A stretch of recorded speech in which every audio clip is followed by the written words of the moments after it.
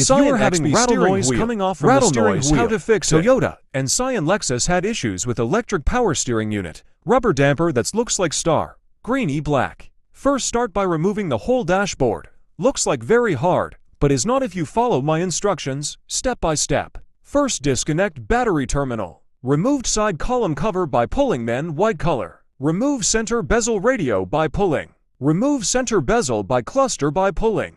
Remove clove box. Remove all screws 4, 2. Remove cluster, then remove the 2 connector in the back. Remove the 12mm bolt that hold passanger.